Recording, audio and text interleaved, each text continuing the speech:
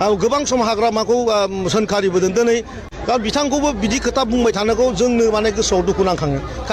खुलुमबाय नोंथांमोनखौ आंनि YouTube channel माय अपिनियन अफिसियेलाव बरायनानै लाग्रोनाय जाबाय आरो जायफोर आंनि चेनेलाव गोदानै फैदों नोंथांमोना आंनि चेनेलखौ साबस्क्राइब खालाम, लाइक, शेयार, कमेन्ट खालामनायजों लोगोसे बेल बटनखौ थुनानै लानो दाबाव।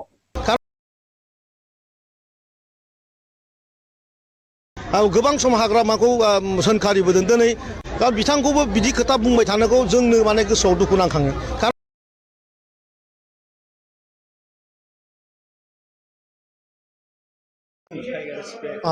खारनांसिगोन रायजो राजाफोर बिटिआरनि रायजो राजाफोर गासिबो थफ्ला मोनजोबदो, गासिबो थाला मारिखादो, हाबफैगोन नङाबा माबाया मोसाया फैसिगोन, बिखा जानो फैगोन, गोदना अरनो फैगोन। खारदो रायजोफोर खारदो, मांबार खारनांसिगौ। मोसा फैबाय, बिबु जाग्रा मोसा फैदों, गोदना अरग्रा माने मोसा फैदों।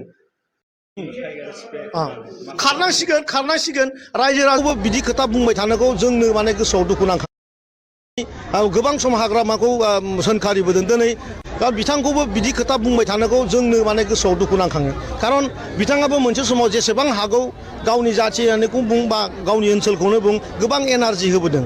गतिके बिथाङाबो सनमान गोनां मानसि होननानै आं बुङो। गतिके थांखांनाय जिउआ मोनसे माने गाज्रि सिमां। আমি কৈছো হাগ্ৰামা এজন খুব মিছলীয়া মানুহ। তেখেতে বড়ো সমাজৰ ভোট চেম্পিটি ড্ৰ কৰাৰ কাৰণে ডেইলি নতুন কথা মানে ৰাতিপুৱা যদি বেলেগ কথা কয়, আবেলি তেখেতে বেলেগ কথা কয়। আপোনালোকেও দেখা পায় এইটো কথাটো। আৰু তেওঁ বড়ো জনগোষ্ঠীক একত্ৰতা কথা কৈ পেলাই চেম্পিটি ড্ৰ কৰি আমাৰ UPPLক দায়ী লগাই পেলাই তেনে এটা ষড়যন্ত্ৰ কৰিছে। মই আপোনালোকক মিডিয়াত কওঁ, আগন্তুক 25 বছৰলৈ আমাৰ BPFৰ লোকৰ মিত্ৰতা নহয়। এজন মুখপাত্ৰ হিচাপে কৈছোঁ, BPFৰ কেতিয়াও মিত্ৰতা নহয়। আমি কৈছোঁ जोंनि मेन इस्युआ मेन टार्गेटआनो BPFसोखा। गतिके BPFआ जोबथारनायनि लामायाव थांगासिनो। बे खोथाखौ जों थांनाय बारावनो बुंदोंमोन जे BPFआ फैगौ मार्च दाननि आगोलनो जोबलांगोन। दिनै खाम्फा शंकर रबिराम, शंकर दुर्गा दास बर' बेवहाय आरो मुसलपुराव सोरबाफोर दंजोबो। गतिके बे खोथाया जेबो बेवहाय बिराद गुरुत्व जेबो गैया। खालि जोंनि टार्गेटआ जाहैबाय BPFखौ जों बे BTC ओनसोलनिफ्राय माने फोजोबथारनांगौ। आरो बेखौ BJPआबो मावलांगोन, बेखौ UPPLआबो मावलांगोन। खिन्थु जोंनि जे भिजन आगोलनि बे ओरैहाय जे मानगोनां प्रमद बर' सारखौ फिन खेबसेबाव BTCआव चिफ बानायनाय आरो 2026आव जि माने बिधान सभा जि जोंहा आसाम एसेम्बलि दङ बेवहाय डक्टर हेमन्त बिश्व शर्मा सारखौ फिन आरोबाव गिबि मन्थ्रि बानायनायानो गासिबनिबो थांखि। बेवहाय खाम्फा बरगयारिनिबो थांखि, बेवहाय प्रमद बर' बिथांनिबो थांखि, बेवहाय मानगोनां चन्दन ब्रह्मनि थांखि, बेवहाय राकेश ब्रह्मनि थांखि, बेवहाय जोंहा रन्जित बसुमतारिनि थांखि। जों गासिबो बे एखे ट्रेनजोंनो खामानि मावगासिनो दङ। जों हेफाजाब होयो, बेखौ जों खामानि खालामगोन 100%। दिनैनि दिनावहाय आरो हाग्रामाजों सोर थाफानो आरो मानो थाफानो मिनिं गैयि अबस्थायाव दिनै BPFआ दङ। दिनै नुदों हाग्रामानि जे BPFमोन मोनसे समाव गासैबो बर' जाथियानो BPFमोन, आदार कास्टआबो BPFमोन। दिनै नायबाय सासेनिफ्राय सासेनिफ्राय थाङै दिनै हारसिं थाहैबाय। आरो जिखिनि दङ बिथांमोन जि लिडारफोर दं, रबिराम नार्जारिखौ लानानै, दुर्गा दासखौ लानानै, हितेश बसुमतारी लानानै बिथांमोनखौ दिनै हाग्रामाया गावनि आथिंजों गादबनानै दोनो। आरो दिनै बेराफारसेथिं गोरलै सेंग्राफोर, दुष्ट सेंग्राफोर, कास्टम बसुमतारी आरो बिक्रम दैमारि थिखादार, बे सासे थिखादार गावनि उदैनि सिन्था खालामग्रा बे सासे मानसि, न' बिल्डिं लुनायनि सिन्था खालामग्रा मानसि। बेबायदि मानसिया दिनै लामा बहा बेरायनानै सोरनि जेबो गुदि गैया, बिजौ गैया, गावनि बिल मोनिखौ रागा जोंनानै बे रायजोजों माने गाज्रि मेसेज होबथिंगासिनो दङ। आरो बेराफारसेथिंजाय कास्टम बसुमतारिया मोनसे सिंस्रि बायदि जि माने पार्टि, दुलाराय बर' फरायसा आफाद, बेबायदि गोथार आफादजों बे थाफानो हायि सासे सुबुं।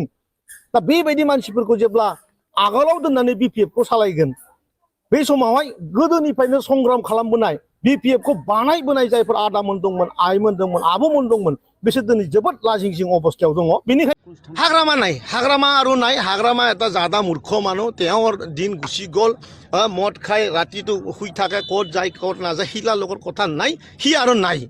ইয়াৰ কথা আৰু আপোনালোকক ৰিকুৱেষ্ট কৰিছোঁ আৰু নানিব। ই এজন মানে মদ খাই পেলাই ঘৰত বহি থকা ব্যক্তি। বেয়া বেয়া কথা কৈ মুছলমানবিলাকক কৈছে সিদিনাখন মোল্লানা কোনোবা এজনক ক'লা এই দাড়ি থাকিলে কি হ'বহে দাড়ি জ্বলাই দিম বুলি কৈছে তেখেতে আৰু কেমেৰা অফ কৰাৰ পিছত তেখেতে কৈছে এইবাৰ যদি তুমি আৰু হাৰোৱা তোমাৰ দাড়ি জ্বলাই দিম বুলি তেখেতে কৈছে কিন্তু সেইটো কেমেৰাত নাহিল আমাৰ তাৰ সেইটো তথ্য আছে সেইটো মানে আপোনালোকৰ মিডিয়াত নাহিল কোনোবাই কাট কৰি পেলাই দি দিলে আৰু আমি কি কৈছোঁ যে বড়ো বা কোনোবা জনগোষ্ঠীৰ যে মানুহসকলে যে জইন কৰিছে তেখেতেও কি কৈছে যদি হাৰে চেণ্ডেলৰ মালা পিন্ধাম আজি ইমান মানে ননচেন্স আৰু ইমান মানে কমন চেন্স নোহোৱা মানুহজনকো আজি হাগ্ৰামা বুলি পৰিচয় দি থকাটো মিডিয়াবিলাকৰে বিৰাট ডাঙৰ ভুল বুলিও ভাবোঁ অৱশ্যে আপোনালোকক ক'লে আৰু দায়ো লাগিব একো বেছি ক'বও নোৱাৰোঁ কিন্তু মই অন্তৰে ভাবোঁ কিয় বা মানে হাগ্ৰামাক মানে আপোনালোকে উঠাই আনি পেলাই আমাৰ আগত দাঙি ধৰি থাকে য'ত নেকি আমি পাহৰি যাব খুজিছোঁ বিটিআৰৰ ৰাইজে পাহৰি যাব খুজিছে যে ইয়াত আৰু হাগ্ৰামা বুলি বস্তু নাছিলো নাইও কাৰণ অতীতটো মনত পৰিলে অলপ দুখ আহে নাহে কি নাহে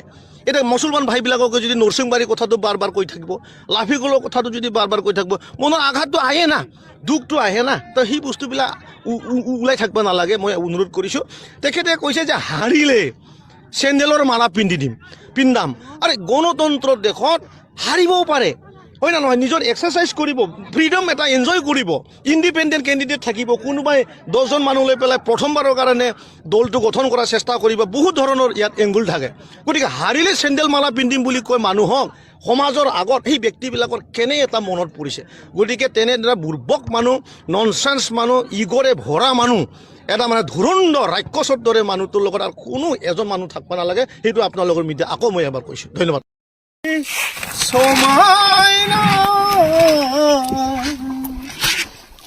বেসরি সমাইনা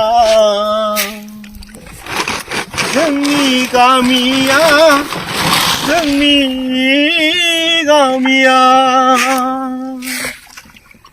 हिमालय हाजो जिङाव दावरायनि गाबनाय मोसानि सोगोमनाय आयो जोंनि गामिया